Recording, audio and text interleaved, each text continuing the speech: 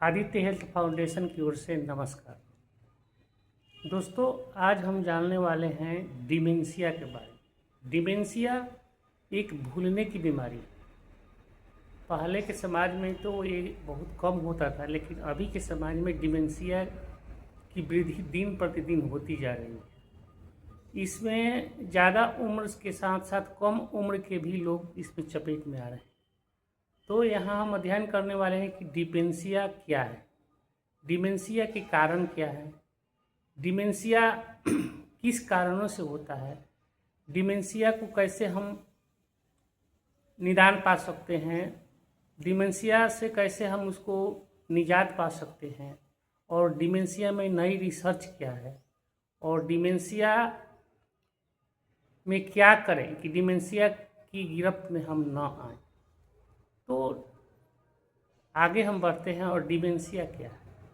तो डिमेंशिया एक भूलने की बीमारी है। ये भूलने की साधारण बीमारी नहीं है, ये भूलने की ऐसी बीमारी है जिसमें व्यक्ति जो है अपने रास्ते को भूल जाता है, अपने परिवार के सदस्यों को भूल जाता है, अपने यहाँ तक भूल जाता है कि भोजन किया है कि नहीं, पानी पिया है कि नहीं, यहाँ तक उसको याद नहीं रहती। तो डिमेंशिया भूलने की एक भयानक बीमारी है। अगर वह किसी सामान को कहीं रख दे तो उसको याद नहीं रहती, किसी के फेस को उसको याद नहीं रहता है, कहीं किसी रास्ता से गुजर रहा है वो रास्ता भी भूल जाता है, किसी मकान को भूल जाता है, किसी एरिया को भूल जाता है, किसी टाउन को भूल जाता है, अपने गांव को भूल जाता है। डिमेंशिया भूलने की एक बहुत बड़ी बीमारी। तो डिमेंशिया के कारण क्या है? तो डिमेंशिया के कारण है अल्जाइमर डिजीज, पार्किंसन डिजीज। ये दोनों ब्रेन से रिलेटेड डिजीज है। अल्जाइमर डिजीज में एक प्रकार का विशेष प्रोटीन जो है वो ब्रेन में जमा होने लगता है। टॉउ प्रोटीन, प्लेक प्रोटीन, ये सब वहाँ जमा होने लगता है और नस को डिजेनरेट करने लगता है। नस को वो डिजेनरेट करने लगता है, मेमोरी लॉस होता है, हमारे न्यूरॉन्स होते हैं उसमें डैमेज होने लगते हैं। तो डिमेंशिया के सबसे प्रथम कारण में पार्किंसन और अल्जाइमर डिजीज है। पार्किंसन डिजीज में डोपामाइन का जो हमारे ब्रेन को कंट्रोल करती है, ब्रेन के फंक्शन को कंट्रोल करती है, ब्रेन के नस को कंट्रोल करती है, डोपामाइन का सेक्रेशन जो होता है वो कम हो जाता है। तो इसके प्रथम दो कारणों में पार्किंसंस एंड अल्जाइमर डिजीज, ये दोनों न्यूरोलॉजिकल डिजीज है। तो आगे समझते हैं कि इसके अगले कारण क्या है। इसके अगले कारण में स्ट्रेस है। अगर किसी को बहुत ज़्यादा स्ट्रेस है तो समझिए कि वो डिमेंशिया के गिरफ्त में आ सकता है। दूसरा है लाइफ स्टाइल डिजीज, जैसे uncontrolled blood sugar, uncontrolled high blood pressure, uncontrolled thyroid, या अनकंट्रोल्ड कोई भी हार्मोनल डिसबैलेंस वाला अगर कोई बीमारी हो तो डिमेंशिया के गिरफ्त में आने की संभावना बढ़ जाती है। या अगर हल्का फुल्का भी डिमेंशिया है तो वो एक्टिवेट हो जाता है, आगे वो कैप्चर में कर लेता है। अगला कारण है इसका मोटापा। अगर किसी का वज़न BMI इंडेक्स बहुत ज़्यादा है तो उसको ज़्यादा चांस रहती है डिमेंशिया की गिरफ्त में आने के लिए।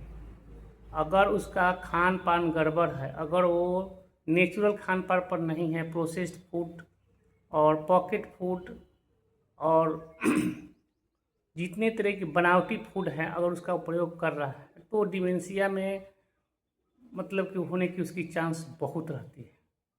डिमेंशिया के आगे इस पर सोचा जाए तो डिमेंशिया के कारणों में तो बहुत कारण आते हैं। इसमें साइकेट्रिक कारण भी है, न्यूरोलॉजिकल कारण भी है, फिजिकल कारण भी है और सामाजिक कारण भी आते हैं डिमेंशिया के। अगर किसी का पारिवारिक जो है संबंध अच्छा नहीं है, सामाजिक संबंध अच्छा नहीं है, तो वो भी एक फैक्टर है डिमेंशिया इलाज करने के लिए या विकसित होने के लिए। डिमेंशिया में भोजन का भी रोल है। अगर वो हरी पत्तीदार सब्जियां, फल, सूखे फल, मेवा वगैरह या अखरोट, इस सब से उसको ओमेगा 3 फैटी एसिड अगर नहीं मिल रही है तो डिमेंशिया में मतलब कि आगे चलकर डिमेंशिया विकसित होने की चांस बनी रहती है।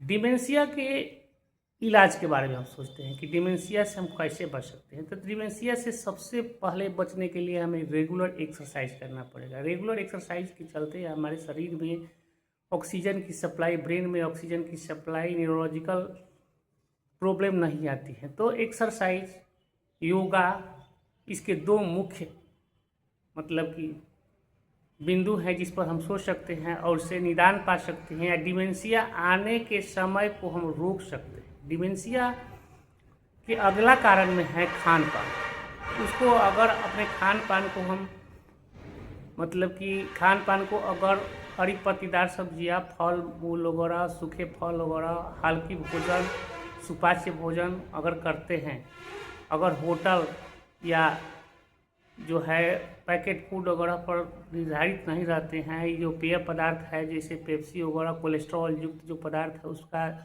अगर हम सेवन कम करते हैं तो भी डिमेंशिया से हम बच सकते हैं। डिमेंशिया में बचने के लिए सबसे ज़रूरी है स्ट्रेस मैनेजमेंट। अभी के समय में हम देख रहे हैं कि किसी को अपने जॉब से स्ट्रेस है, किसी को अपने बिजनेस से स्ट्रेस है, किसी को पारिवारिक स्ट्रेस है, किसी को सामाजिक स्ट्रेस है, किसी को ज़्यादा कमाने के लिए स्ट्रेस है, किसी को है कि शारीरिक स्ट्रेस है, चाहे परिवार में किसी रोग से गिरफ्त कोई हो गया है तो उसको इलाज के लिए पैसे के लिए स्ट्रेस है। तो स्ट्रेस मैनेजमेंट इसमें मेन है। अगर स्ट्रेस मैनेजमेंट अच्छी नहीं है तो ब्रेन में डोपामाइन का सेक्रेशन कम होगा और हम डिमेंशिया के शिकार हो सकते हैं।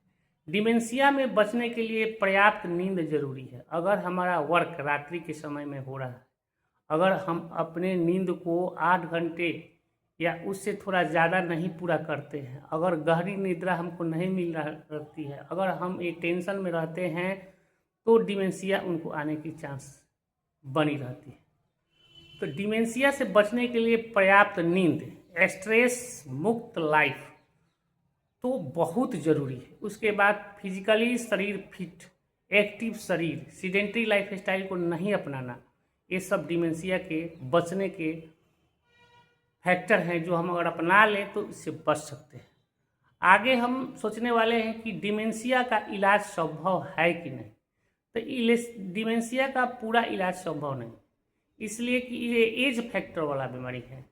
उसमें एज फैक्टर मेन रहता है। जैसे अगर किसी का एज बुढ़ापे की ओर जा रहा है, अगर एज ज़्यादा है तो डिमेंशिया न्यूरोलॉजिकल प्रॉब्लम के चलते, न्यूरॉन की कमजोरी के चलते डिमेंशिया आ ही जाती हैं। तो बुढ़ापा में ये बीमारी जो है अपने गिरफ्त में ले लेती है। इससे बचने के लिए अपने ब्रेन को एक्टिव रखना पड़ेगा, लर्निंग बराबर जारी रखना पड़ेगा, और ओमेगा 3 फैटी एसिड वाले जितना हर विटामिन्स वाले, मिनरल्स वाले या अच्छे माइक्रोन्यूट्रिएंट वगैरह का ऐसी भोजन करें जिससे कि हमारी प्राप्ति हो सके।